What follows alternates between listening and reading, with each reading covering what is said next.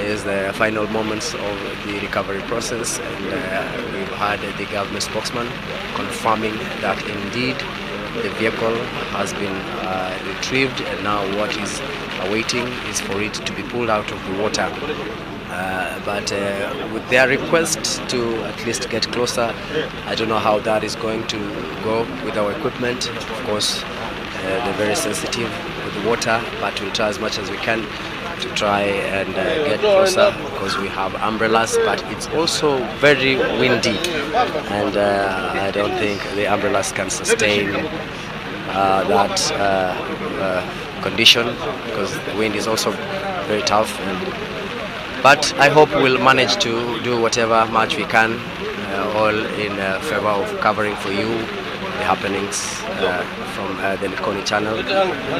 Since this operation began from day one, we have been here giving you all that you need to know concerning this exercise. And Ken, the procedure, you had it, that is what will follow next, and I believe also we agree with the government spokesman that we have to be very careful and very sensitive in trying to give our viewers whatever pictures that they are hoping to see. These are the victims who have been under the ocean for 13 days, and for as much as it's very harsh to say, and I believe the bodies have been decomposing, and the team of medical professionals who are here, I believe they will do whatever best they can to ensure that the body, or rather the bodies, will be wrapped and kept in a very appropriate way before they are being handed over to the family.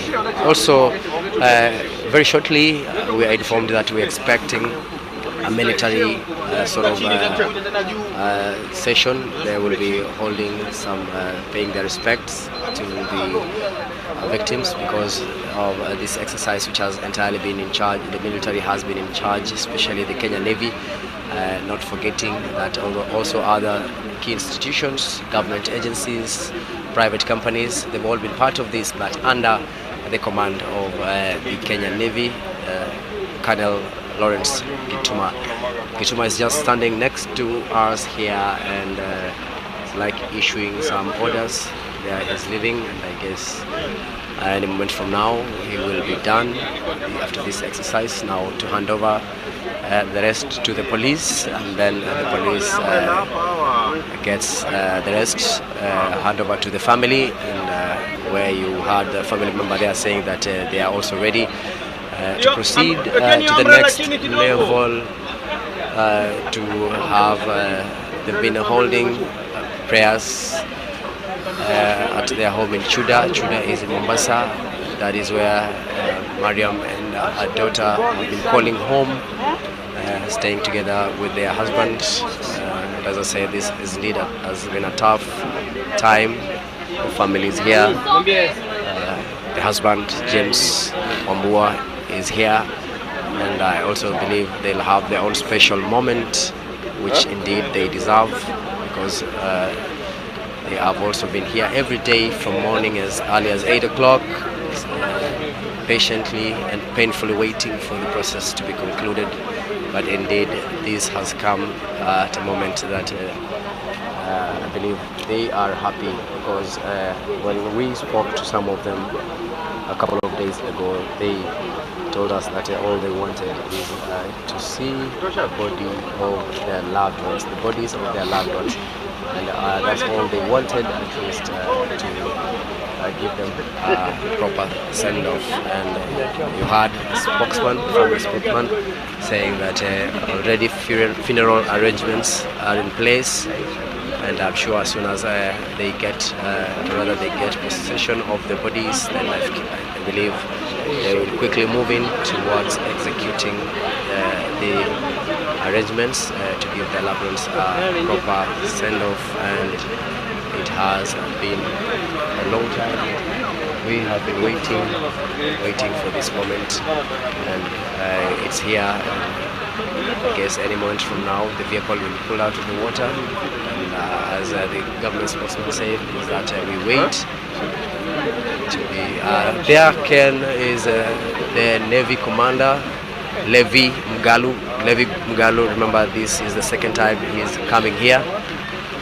He came here like 4 days ago and he left, but again he's here and he's currently being debriefed by Colonel Lawrence Gituma together with the government spokesman Arcyrus Oguna.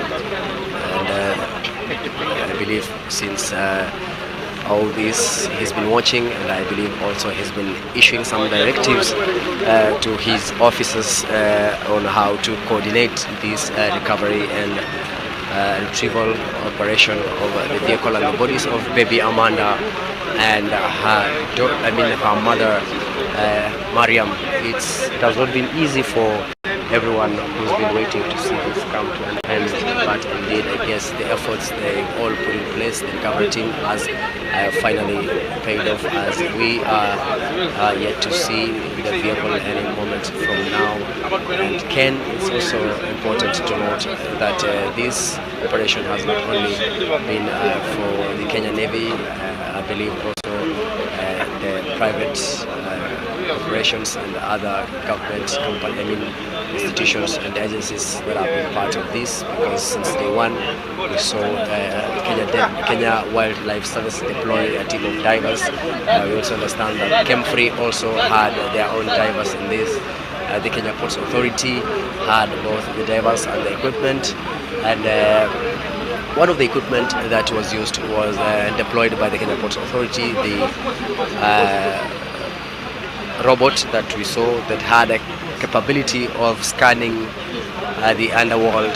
The underwater pictures at an angle of 360 degrees, and the pictures were very, very clear, but due to the challenges, of course, of the darkness of the water in the channel, they faced some challenges, but when they redeployed the equipment again, that is when they managed to